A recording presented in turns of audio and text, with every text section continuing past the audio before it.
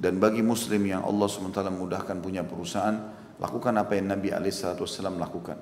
Nabi SAW melakukan pada saat pertama hijrah ke Madinah untuk membangun pondasi negara. Kata ulama ini pondasi negara, pondasi masuk dalamnya kota, desa, segala macam. Dan juga pondasi perusahaan kalau zaman kita sekarang. Yang pertama beliau membangun Masjid Quba. Ya, kemudian berapa hari saja setelah itu langsung bangun Masjid Nabawi. Baru hari pertama di Madinah, Madinah kota kecil. Langsung Nabi SAW bangun 2 masjid sebagai simbol. Jadi semua yang jadi pemimpin di satu wilayah harus punya masjid jami' yang orang Islam bergabung. Perusahaan minimal punya musola, tempat sholat di situ orang bisa sholat, tamu bisa sholat, orang mampir bisa sholat. Kalau bisa bangun masjid besar bagus, alhamdulillah. Saya tahu ada satu building baru dibangun di daerah Jakarta Selatan di Gatot Subroto kalau nggak salah. Kebetulan saya kenal pemilik buildingnya. Ternyata dia buat di satu lantai itu khusus lantai 22 luas sekali, bisa nampung 3.000 orang. Dia nggak sewain sama tenan-tenannya, dia dibuka semua ruangan itu jadi musola, jadi masjid. Dan akhirnya bisa nampung sekian banyak orang. Banyak subhanallah orang berpikir mungkin ngapain satu lantai bisa disewain per meter sekian dolar. Nah, mungkin untungnya sekian ratus juta per bulan. Tapi subhanallah dia tidak berpikir begitu. Lantai lain semuanya disewain sama dia kecuali lantai itu semua harus jadi masjid. Akhirnya subhanallah banyak orang datang sewa gara-gara ada masjid itu. Dan saya diminta jadi pembina, saya jadi pembina di masjid itu. Alhamdulillah kita tata taklimnya, khutbah Jumat segala macam, masya Allah berjalan. Ini yang benar. Dia lakukan yang paling pertama ada masjidnya. Allah SWT tunjukkan itu melalui Nabi Muhammad SAW. Beliau pertama hijrah ke Madinah membangun masjid ini. Kemudian yang kedua, Nabi SAW mempersaudarakan antara muhajirin dan ansar. Bagaimana orang yang lama sama orang baru dipersaudarakan. Tidak ada lagi perbedaan antara mereka. Bahkan bisa saja orang baru datang tapi karena dia punya skill yang bagus mungkin jabatannya lebih tinggi. Itu biasa. Dan tidak boleh ada rasisme gitu. Mengatakan oh saya satu suku dengan pemilik perusahaan pasti saya akan didahulukan. Tidak. Skillnya mana? Kalau skillnya bagus, profesional ya sudah.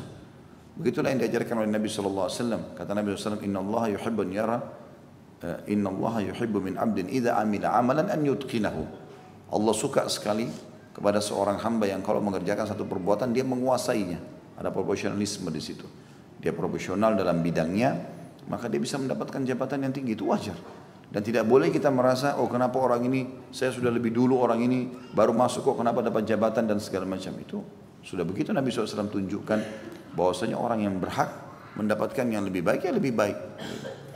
Kemudian tidak boleh ada rasisme di antara mereka. Yang ketiga adalah Nabi SAW menulis perjanjian damai dengan orang-orang kafir Quraisy.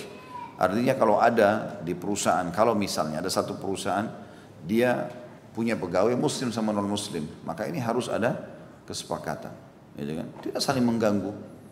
Kalau memang harus perusahaan kita membutuhkan tenaga asing atau tenaga orang non muslim, maka dibolehkan dalam Islam.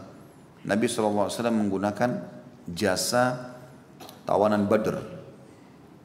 Di antara syarat mereka boleh bebas, kalau mereka mau bebas adalah yang bisa membaca dan menulis, mengajarkan cara itu atau ilmu itu kepada kaum muslimin, baru dibebaskan. Nah, kita boleh, kata para ulama, belajar dari orang non muslim kalau memang itu bermanfaat bagi umat, mengambil ilmunya lalu kemudian kita menerapkan di tengah-tengah umat Islam ini. Maka ini juga dibolehkan. Nah, kalau ada seperti ini ada muahad, ada kesepakatan. Kita bisa tulis kesepakatan damai. Tidak ada orang Islam mengatakan kau ini Nasrani loh, kerja di sini kau harus muslim. Tidak ada itu.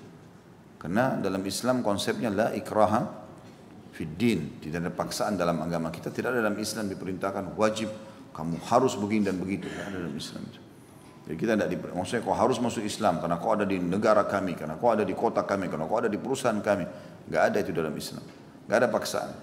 Tetapi dia juga tidak boleh melakukan perbuatan ibadahnya di kantor misalnya.